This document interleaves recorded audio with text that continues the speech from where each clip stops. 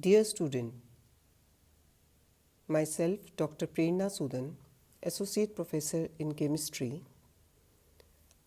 Today we are talking about theory of strong electrolytes. आज हम प्रबल विद्युत अपघट्यों के नियम के बारे में बात करने जा रहे हैं। लास्ट लेक्चर में हमने Arrhenius theory of electrolytic dissociation के बारे में जाना था और यह भी देखा था कि किस प्रकार इलेक्ट्रोलाइट स्ट्रॉन्ग और वीक इलेक्ट्रोलाइट्स में कैटेगराइज्ड किए जाते हैं। हम जानते हैं कि चालकता विलयन में उपस्थित आयनों की संख्या पर निर्भर करती है और जैसे जैसे तनुता बढ़ाई जाती है आयनन की मात्रा में वृद्धि होती है और चालकता का मान भी बढ़ता है। यदि हम तुल्यांकी चालकता और सांद्रता के बीच एक ग्राफ खींचें तो चित्रानुसार हमें ये ग्राफ प्राप्त होता है। इस ग्राफ से दो बातें स्पष्ट हैं। फर्स्ट, कम सांद्रता पर स्ट्रॉन्ग इलेक्ट्रोलाइट्स जैसे कि KCl और Na2SO4 जैसे इलेक्ट्रोलाइट्स, इनके ग्राफ लगभग सीधी रेखाएं यानी ऑलमोस्ट लीनियर प्राप्त होते हैं, जबकि दुर्बल विद्युत अपघट्य अर्थात weak electrolytes for example acetic acid के लिए यह ग्राफ लीनियर नहीं होते। अतः वे इलेक्ट्रोलाइट्स जो लीनियर ग्राफ देते हैं प्रबल विद्युत अपघट्य स्ट्रॉन्ग इलेक्ट्रोलाइट्स, जबकि नॉन लीनियर ग्राफ वाले वीक इलेक्ट्रोलाइट्स कहलाते हैं। दूसरी बात जो इसमें स्पष्ट है कि तनुता बढ़ाने पर वियोजन की मात्रा दुर्बल विद्युत अपघट्यों में तो तेजी से बढ़ती है, जिससे कि तुल्यांकी चालकता में भी वृद्धि शार्प होती है, किंतु स्ट्रॉन्ग इलेक्ट्रोलाइट्स जो कि सभी सांद्रताओं पर पूर्णतया आयनित माने जाते हैं, उनकी भी तनुता बढ़ाने पर चालकता में कुछ वृद्धि ग्राफ में प्रदर्शित दिख रही है।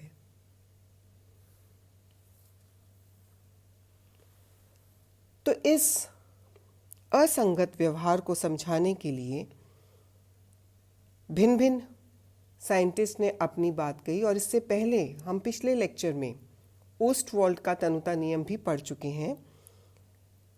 वह नियम भी प्रबल विद्युत अपघट्यों के लिए लागू नहीं होता है और दुर्बल विद्युत अपघट्यों के लिए भी अधिक सांद्रता पर यह नियम विचलित हो जाता है, अर्थात साम्य स्थिरांक का मान ओस्टवाल्ड डाइल्यूशन लॉ में भी हाई कंसंट्रेशन पर कांस्टेंट नहीं आता। इन सभी बातों को ध्यान में रखते हुए डिबाय एंड हकल ने 1927 में एक नियम दिया जिसे इंटर आयनिक इफेक्ट और Debye Huckel theory of interionic effect से जाना जाता है। तनुता बढ़ाने पर दुर्बल विद्युत अपघट्यों में की तुल्यांकी चालकता में जो वृद्धि है वो आर्हेनियस के सिद्धांत से समझाई जा सकती है, किंतु स्ट्रॉन्ग इलेक्ट्रोलाइट्स के लिए जो कि संपूर्ण सांद्रताओं पर पूर्णतया आयनित माने जाते हैं, इनकी तुल्यांकी चालकता पर तनुता के प्रभाव को समझाने के लिए जो डिबाय हकल ने थ्योरी दी उसका मूलभूत आधार इंटर आयनिक अट्रैक्शन यानी अंतर आयनी आकर्षण है।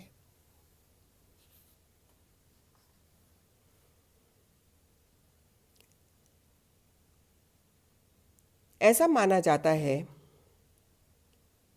कि आयन जो पहले से ही ठोस अवस्था में थे वो विलयन में विचरण करने के लिए स्वतंत्र हो जाते हैं जब उन्हें तनु किया जाता है। जब यह स्वतंत्र हो जाते हैं तो विद्युत धारा का चालन करने के योग्य हो जाते हैं। विलयन का तनुकरण करने पर तुल्यांकी चालकता में वृद्धि एक्चुअली आयनिक स्पीड्स बढ़ने के कारण होती है, यानी आयनों की गतिशीलता बढ़ने के कारण होती है। जब विद्युत अपघट्य का विलयन इनफाइनाइट डाइल्यूशन पर होता है, अनंत तनुता पर होता है, तो आयन काफ़ी दूर दूर और अलग अलग होते हैं और यह एक दूसरे पर नगण्य प्रभाव डालते हैं। जब विलयन की सांद्रता बढ़ाई जाती है तब आयन पास पास आ जाते हैं और इंटर आयनिक एट्रैक्शन यानी अंतर आयनिक आकर्षण के द्वारा एक दूसरे को प्रभावित करते हैं, जिसके फलस्वरूप आयनिक स्पीड स्लो हो जाती है, इनकी गति धीरे हो जाती है और तुल्यांकी चालकताओं का मान भी कम हो जाता है।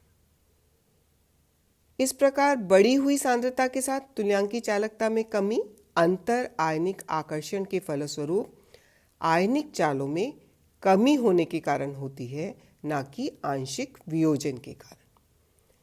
यही डिबाय-हक्केल के सिद्धांत का मूलभूत आधार है। डिबाय-हक्केल सिद्धांत के अनुसार प्रयुक्त विभव की उपस्थिति में आयनिक स्पीड या आयनिक चालों में और तुल्यांकी चालकता में परिवर्तन निम्न कारणों से देखा जाता है। पहला प्रभाव है असममित या शिथिलन प्रभाव, एसिमेट्री और रिलैक्सेशन इफेक्ट। विलयन में प्रत्येक आयन विपरीत आवेशित आयनों द्वारा घिरा होता है, जैसा कि चित्र में दिखाया है। पॉजिटिव आयन के चारों ओर नेगेटिव आयनों का समूह और नेगेटिव आयन के चारों ओर पॉजिटिव आयनों का एक एटमॉस्फेयर रहता है। यह विपरीत आवेशित आयनों का समूह आयनिक परिमंडल या आयनिक एटमॉस्फेयर कहलाता है। किसी भी विभव की अनुपस्थिति में यह आयनिक परिमंडल या आयनिक एटमॉस्फेयर विपरीत आवेशित आयन के चारों ओर सिमेट्रिकल रूप से व्यवस्थित होता है, जैसा कि हम चित्र में देख रहे हैं। जब उसमें करंट पास नहीं किया गया है तो ये आयनिक एटमॉस्फेयर सिमेट्रिकल शेप में है, किंतु जैसे ही विलयन में करंट पास किया जाता है ये सिमेट्री बिगड़ जाती है। ऐसा क्यों होता है? क्योंकि आयन अपने विपरीत आवेश वाले इलेक्ट्रोड की ओर चलने लगता है। For example, positive ion cathode की ओर और एटमॉस्फेयर आयनिक एटमॉस्फेयर एनोड की ओर चलने लगता है, जिससे आयनिक एटमॉस्फेयर की सिमेट्री खत्म हो जाती है, विकृत हो जाती है या असममित हो जाती है। दूसरे शब्दों में कहें तो जो सेंट्रल आयन है उस पर आयनिक परिमंडल द्वारा प्रयुक्त आकर्षण बल चारों ओर समान नहीं होगा। आयन जिधर गतिशील होगा उधर कम और उसके पीछे की ओर अधिक होगा।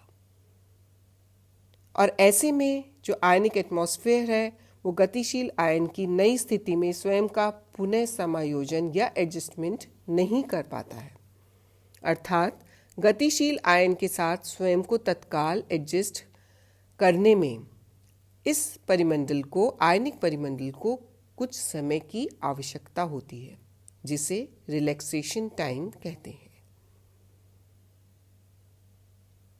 ऐसे में जब पॉजिटिव आयन आगे की ओर बढ़ रहा है और जो नेगेटिव आयंस का एटमॉस्फेयर है जो कि ज़्यादा है वो पीछे की ओर है, तो ऐसे में पॉजिटिव आयन को एक इलेक्ट्रोस्टैटिक ड्रैग पीछे की ओर लगता है, एक खिंचाव उत्पन्न होता है आकर्षण बल की वजह से, जिससे आयन के इलेक्ट्रोड की ओर बढ़ने की स्पीड कम हो जाती है।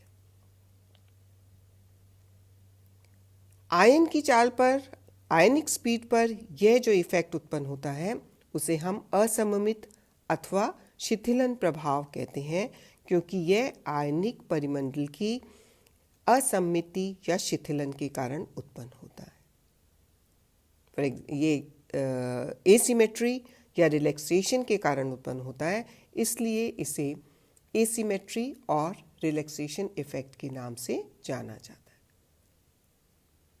इसके बाद जो दूसरा प्रभाव है वो है इलेक्ट्रोफोरेटिक इफेक्ट यानी वैद्युत कण संचलन प्रभाव। केंद्रीय आयन की दिशा के विपरीत दिशा में चलते हुए जो एटमॉस्फेयर है, आयनिक एटमॉस्फेयर है, उसके साथ साथ सॉल्वेंट के अणु भी घर्षण का प्रभाव उत्पन्न करते हैं, जिससे कि सेंट्रल आयन की स्पीड कम हो जाती है। फॉर एग्जाम्पल, इसे हम ऐसे समझें कि जब कोई पॉजिटिव आयन कैथोड की ओर चलता है तो उसे मीडियम यदि जल में बनाया गया है तो जल में से होकर गुजरना पड़ता है, और माध्यम का जो ऋणायन है, जो एटमॉस्फेयर है, वो विपरीत दिशा में गमन कर रहा होता है। तो इस प्रकार मीडियम के अंदर ऑपोजिट स्ट्रीम्स बन जाती हैं, विपरीत धाराएं बन जाती हैं, जो आयनों की स्पीड को स्लो डाउन कर देती हैं, जिससे आयन की चाल घटने लगती है। तो यह जो विपरीत आवेश की जो स्ट्रीम्स हैं, उन्हें हम वैद्युत कण संचालन प्रभाव के नाम से जानते हैं। इसके पश्चात एक तीसरा प्रभाव भी आयनों की गति को प्रभावित करता है, जिसे हम मीडियम इफेक्ट या माध्यम प्रभाव से जानते हैं। आयनों की गति माध्यम की श्यानता पर भी निर्भर करती है, विस्कोसिटी पर निर्भर करती है। माध्यम की विस्कोसिटी या श्यानता जितनी अधिक होती है, आयन की गतिशीलता उतनी ही कम होती है। तो इस प्रकार हमने देखा कि ये तीनों फैक्टर्स आयनिक स्पीड को स्लो डाउन कर देते हैं, उसे धीमा कर देते हैं। लेकिन जब तनुता बढ़ाई जाती है, इनफाइनाइट डायल्यूशन हो जाता है, तो अंतर आयनिक आकर्षण बहुत वीक हो जाता है। ऐसे समय में ये तीनों प्रभाव उपेक्षणीय होते हैं।